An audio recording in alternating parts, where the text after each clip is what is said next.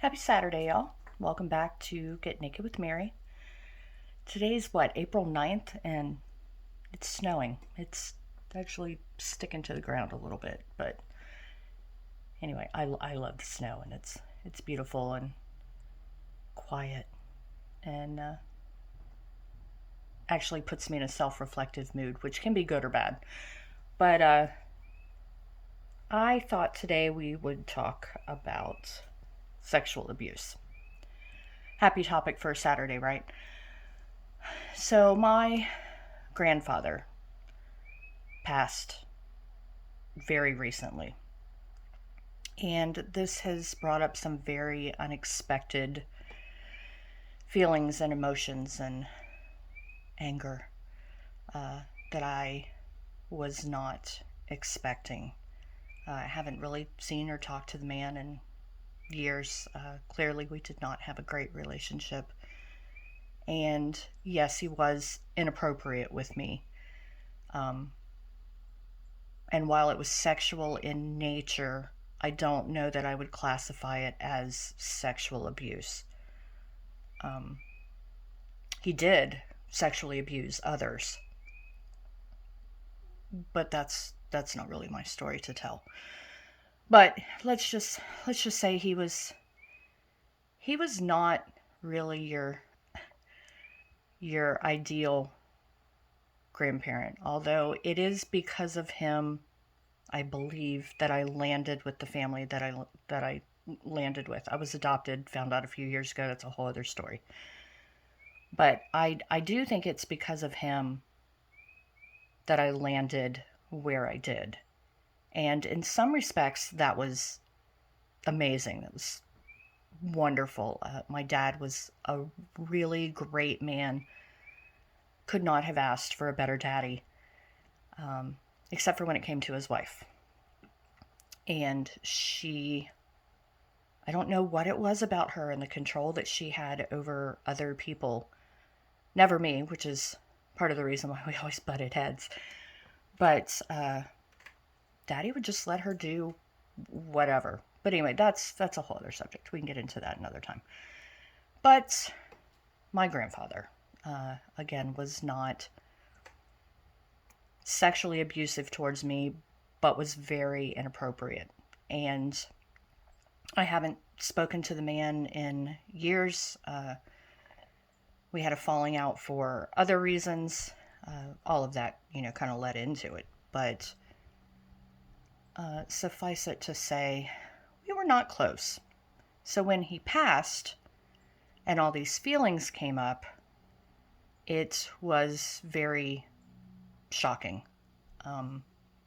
Because like I mentioned in probably every one of my videos, I've been on this healing journey for almost 2 years now. Partly because I went to visit my sister after her husband died almost 2 years ago. And while there, some memories that I had suppressed came back. And they came back with a vengeance. But again, getting we can talk about that another time. But getting back to Dave, I said his name. I'm not sure if, well, anyway, it doesn't matter. He was very inappropriate with me, and like I said, we hadn't seen each other in years, and so when these feelings started coming up, I was kind of floored, and so then I was dealing with his passing along with these very unexpected feelings. And the feelings that I'm talking about were sadness, of course. And then there was some guilt, which was very unexpected because I have absolutely nothing to feel guilty about when it comes to him or anyone in that family. But the sadness surprised me a little bit too, because like I said, he was not a good man. He may have been a good man in his later years, and I don't say that lightly, but the pain he inflicted on other other people who had been adopted into that family um, was shocking. Was shocking. And this also kind of ties into the religious abuse because he, of course, was an official in the church, which so many of them were also sexually abusing or physically abusing their family members or other people in the church, and that just shocks me. But anyway, but so the sadness. I've really been kind of struggling with this, and I again it shocked me because why would I feel sad about this man who I hadn't seen and I don't even know how long? Why would I be sad about that? And then it hit me. I was sad about what could have been. This man had great grandchildren that he never met and didn't care to meet. And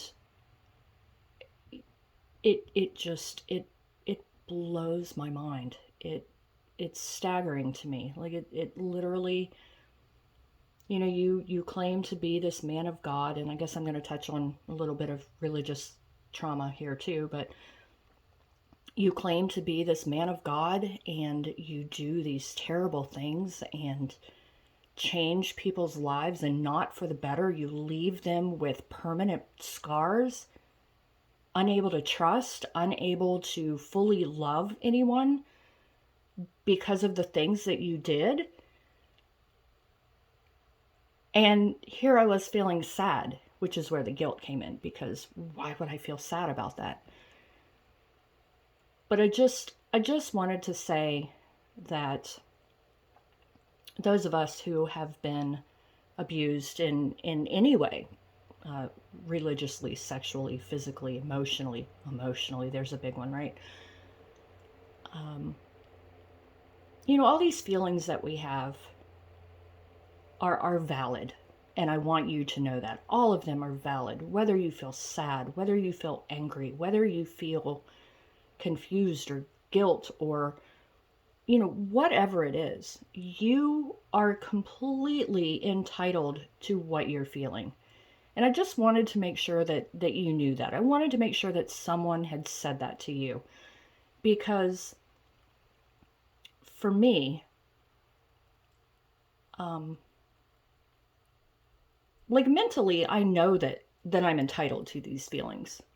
But then when I start thinking about it, I start thinking back to some of the things that were said to me, some of the things that were done to me, some of, the way that I was treated. I was treated like the pariah. I was the one that, was considered the black sheep of the family and was basically kicked out of the family, which, fine. I ended up cutting my mother off, which mother's a loose term there, but I think that says something, doesn't it? That we're the ones that are blackballed. When we stop playing their game, when we stop living up to whatever make-believe expectations they have, we're the ones that are punished for it. And we can go deeper into this, because there are so many parts of this to deconstruct and dive into. But I really today just wanted to let you know that any of the feelings you're feeling are valid and you're entitled to them. And I want you to embrace them. Do it in a healthy way, though.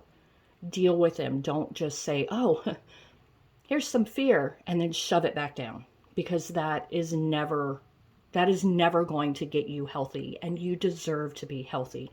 You deserve to have an amazing, fun life. You deserve to be loved. You deserve to be able to love. And so, anyway, I'll stop my sermon today. But I did want to mention those things, and I hope that you're having a great Saturday. And again, if you need anything, if you just need somebody to listen, reach out. I'm here, and stay healthy. Stay healthy. We're working on that, right? So yeah, just know that somebody cares and that somebody is here, and I hope you have a great day. Thanks.